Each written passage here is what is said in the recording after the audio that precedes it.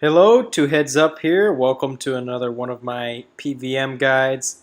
This time it's Mithril Dragons. I'm visiting them again, and I do have some new things to bring up. I'm also going to compare range and mage setups and the advantages of each and the cost effectiveness and blah blah blah.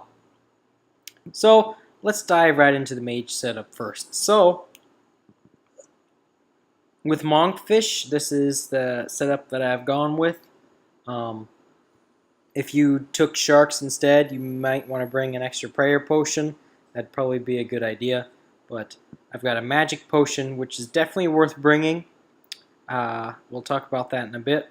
Anti-fire potion, one is plenty. Your Claws of Guthix runes, your Telly out, and your Games necklace, of course. Let's talk about the gear. Now this is the max setup you can use for Mage. Max Mage attack, and well, you're not going to use a DFS of Mage because of the Mage penalty, but pretty much max Mage attack and max Mage defense bonuses. So let's talk about why I chose some certain pieces. I ultimately decided the hood over the Nezi helm. You can use a Farseer as well as the same magic attack bonus. I chose it over the Nezi helm because you want to stack as much magic attack and defense as possible because you're going to keep on Mystic Might the whole time. So that increases your magic by 15%. So that increases your magic accuracy by 15%, yeah, but also increases your magic defense. So you're going to be praying range the whole time and tanking the mage attack. So the more magic defense you have, the longer you'll be able to stay down there. And the more you stack, the more of it stacks with that prayer, the more you get out of that prayer buff. So that's the whole logic behind that. That's why I'm using a Seer's Ring instead of a Ring of Wealth. Probably Infinity Boots would be better than Bear's Gloves, I believe. They have a higher magic attack bonus. But I don't have those, so oh well. Okay, I think that's enough discussion about the Mage setup, so let's dive right into it and get there.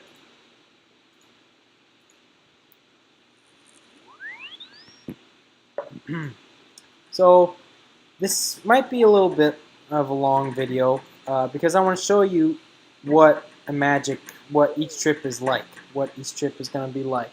So I've got pretty high magic and I've got pretty high range, I would have to say. So I'd have a good idea of which one is, oh, RuneScape music, that's not cool. So I'd have a good idea of comparing them on a level playing field and deciding which one is ultimately better. And I'll let you know at the end of the video which one I believe is better. And by better I mean more cost effective, I guess we can say. But there are distinct advantages to both. They're both worth doing, in my opinion. Okay, so let me drink my anti-fire. Dang it. Too late. Okay, so as soon as you go up, you want to put on Mage Prayer. Get your charge. And then you're all set. So, unlike range, with magic, you don't have to flash pray Eagle Eye. If you don't flash pray Eagle Eye, then you won't be able to bring as much food. You'll have to bring more prayer potions instead. And your trip becomes less cost effective. With magic, I tried flash praying Mystic Might and I got hit more often with flash praying it. So it's a good idea just to leave it on the whole time.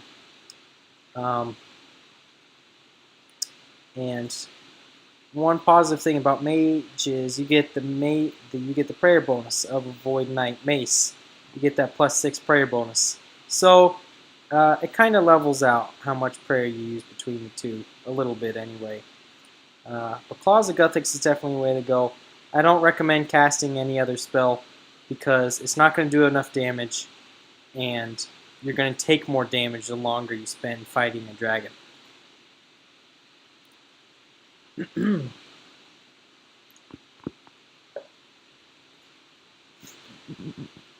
So normally with range, I would have taken a lot of damage there. I didn't. I only had to eat one monkfish. So what do I do now? You just pick up the mithril bars. I believe they're more expensive than the bones. So now you want to tuck yourself away in here, and of course I get hit at 27. So these things max 30 with melee, I believe, so be careful. It's very easy to die here. That's all I got to say about that. But if you're going to switch between these two, you're going to have to tuck yourself into one of these crevices. And if he's camping the entrance like a little bitch, yeah, you're just going to have to run through him and either keep range on or put protect melee on. Probably should have switched to protect melee, but I'm here and let you guys know that's why I'm here.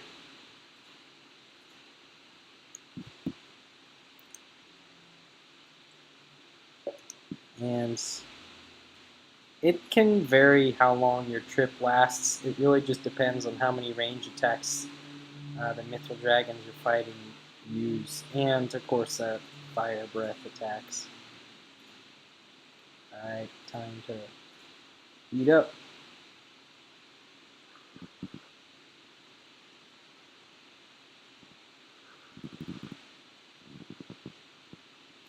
I'm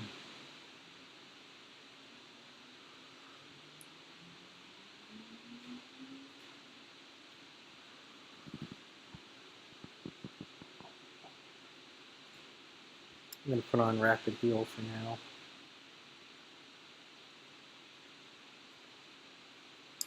Okay, good deal, he's dead.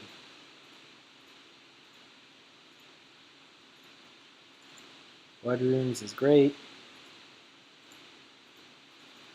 And I think the rest of that stuff's going to disappear, so I'm just, yep, there it goes. So I'm just going to pick up the bones instead of the bar. And you can tuck yourself away here, and you should be fine. Make sure you watch your magic boost.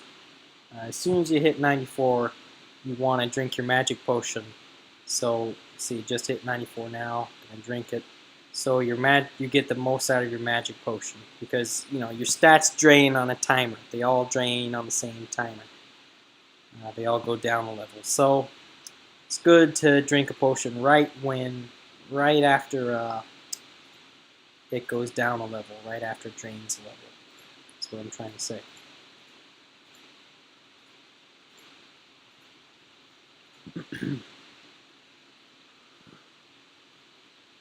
Now, what do mithril dragons drop? I guess other than a visage and a dragon full helm, they do drop rune battle axes. I believe they're like 1 out of 8 or 1 out of 12 kills. I've been unlucky with them today, unfortunately.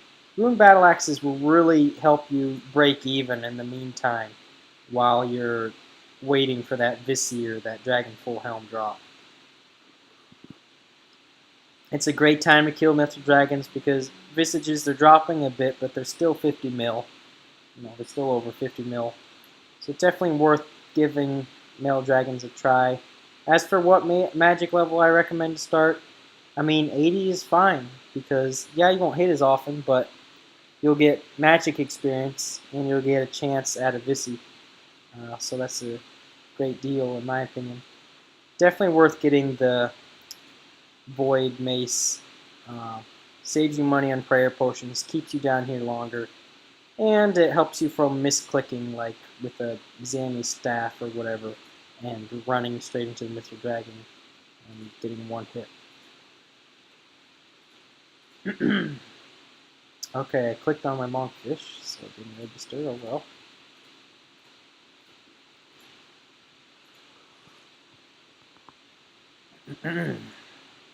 Pick up the mithril bars. But as you'll see by the end of this video, you'll see that I'm able to stay down here much longer with magic than range. Range are usually quick trips, but range is much more cost effective, as you'll see. You're not spending nearly as much on runes as you do on bolts with range. And sometimes And most of the time, range kills are going to be faster if you have equivalent range and magic levels. Because you can use ruby bolts, and ruby bolts aren't that the only thing that's affects ruby bolts in terms of range level is the accuracy. How many times the proc will happen, because you have to do damage for the ruby bolt spec to work. So if you're not going to hit, you have no chance of getting a ruby bolt spec off. It's only when you do actually do damage is there a chance of the ruby bolt spec going. And that ruby bolt spec maxes a 50 or a 52 on Mithril Dragons. I do believe it's 50. That's what I hit earlier, and I remember it being at full health. So if you can get one ruby bolt spec off, and you can still get another and hit like a 42 or 46. They have a lot of health, and those ruby bolts can make quick work of them. It all just depends on how lucky you get with the specs. But with magic, it's a much less click-intensive setup. You're much more able to tank the magic attacks. And I think that's pretty much it. Chewed bones. Good. So, also, if you don't know much about Mithril Dragons, what you want, your real chance of getting a Dragon Full Helm is through these chewed bones drop. The drop rate for the Dragon Full Helm with chewed bones is, wow, and I still got melee. Are you kidding me? From all the way back there? Anyways, the drop rate for Dragon Full Helms with chewed bones is like 120 or 150. It's much more frequent than the drop rate for actually killing a Mithril Dragon. So those are what you want. You want the chewed bone drops. Those are good. I think they're uncommon. I've gotten them with and without the Ring of Wealth. The Ring of Wealth will certainly help you with drops here, but in terms of maging, the Seer's Ring just does so much good, and when imbued combat rings come out, you're definitely going to want to bring a Seer's Ring, hands down. No competition. 8 magic attack and defense will help you out greatly here. I think I'm just going to keep Rapid Heal on the whole time.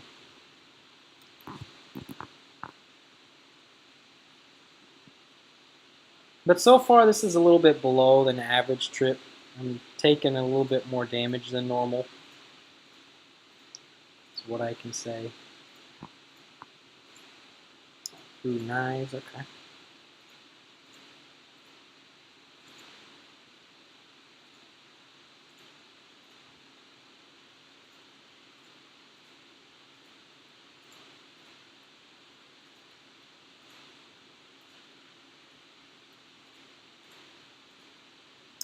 Yeah, I think I should be safe here from that other dragon. Like I said, you can get tossed between the two dragons. One will attack you even though you're in the middle of fighting one already, and it's not multi-combat. Maybe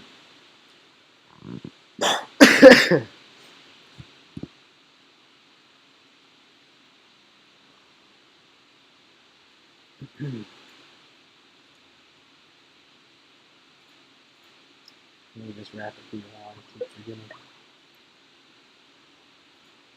So no rune battle axe drops, but chewed bones, that's a good drop.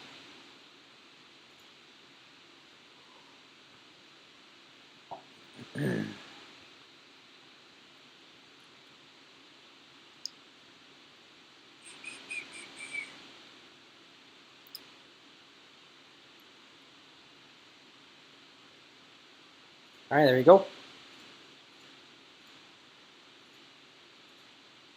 Blood runes. Those are good drops. And they drop a good amount of blood runes. I like that. Okay, I think I'm going to keep the rune knives. But you see, you'll see the difference between mage and range by, like, I'm not able to hold any dragon bones I usually only get 4 to 5 kills a trip with range, and with magic, you get a lot more than that, probably double than that per trip. Which may seem like Mage is a better deal, but as you can get a lot more kills per hour because you get to stay down here longer. But you get faster kills with range, and you spend less with range. So, you know, it's really up to you, pretty much. Mage is going to be more expensive, like I keep saying, but it's definitely pretty easy.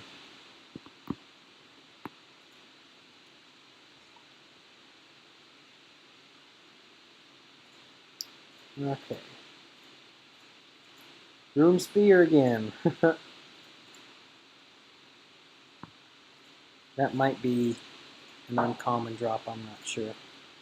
Let's see if I can get one more kill in.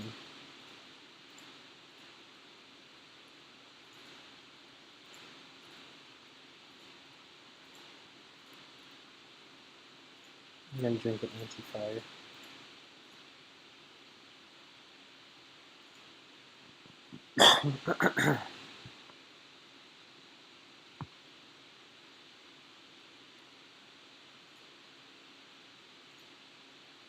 Now, I think you can, depending on how much game necklaces cost, I think they're like 1.5k each or something, so I don't know if they're worth dropping in place of a Mithril bar.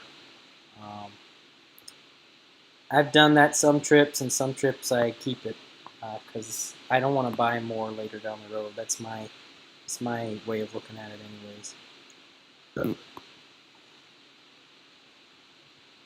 Should drink this Mage bot.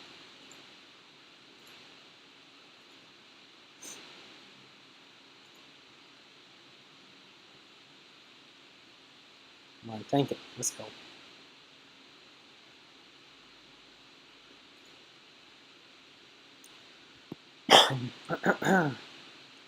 So far I've definitely lost money on this trip.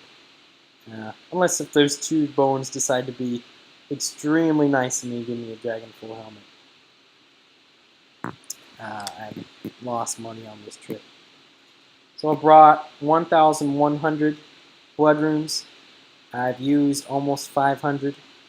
So at most, blood runes right now are 300 each, which is the upside. So I've spent about 150k this trip, and I haven't made my money back at all, and I just got smited. Not good. Alright, get ready for the telly, and I made it. Oh, that looks like something dragon. Darn. Oh, what? Oh! No, I'm gonna get 1 hit when I come back in. No, no, no, no, no, no, no, no, no, no, no. They're sectures. Who gives a flying fuck? Oh my god, Jagex. I'm gonna get 1 hit. I just shouldn't even loot. Oh, who gives a shit? Coins. Get the. No, I don't want the fucking. Oh shit. Oh no, I'm gonna get 1 hit. Ah, Jesus!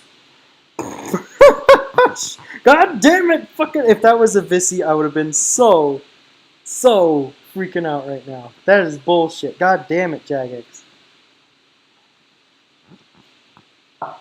Oh.